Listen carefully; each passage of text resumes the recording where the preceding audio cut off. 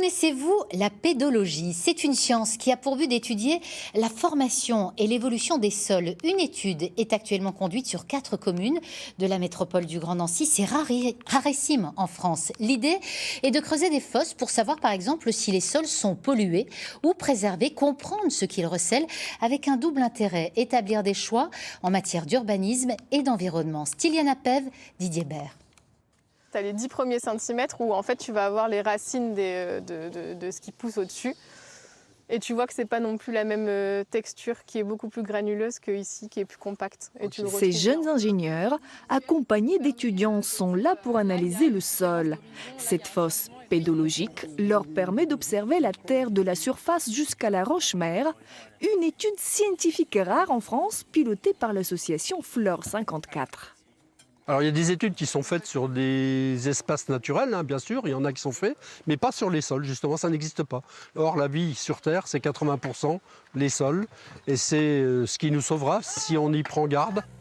4 communes autour de Nancy participent à ce projet. Au total, 12 fosses seront réalisées. Prairies pâturées, zones humides ou terrains d'exploitation industrielle. À Loudres, plusieurs prélèvements seront faits.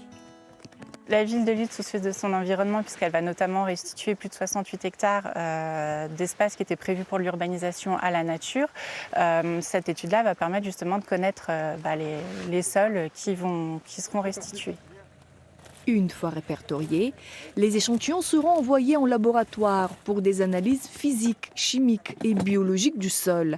Suite à ce diagnostic, des préconisations seront établies. Le but, ça va être de pouvoir mettre en évidence effectivement une diversité de sols pour sensibiliser les élus, les citoyens, les professionnels de l'aménagement. Et puis ensuite, ça va être aussi de mettre en avant si on a certains sols qui sont dégradés, des pratiques de gestion qui pourraient finalement revaloriser ces sols. L'Agence de l'eau ou la Direction régionale de l'aménagement pourront également utiliser ces données précieuses. Quant à la métropole du Grand Nancy, elle a prévu de sortir un atlas local de la biodiversité.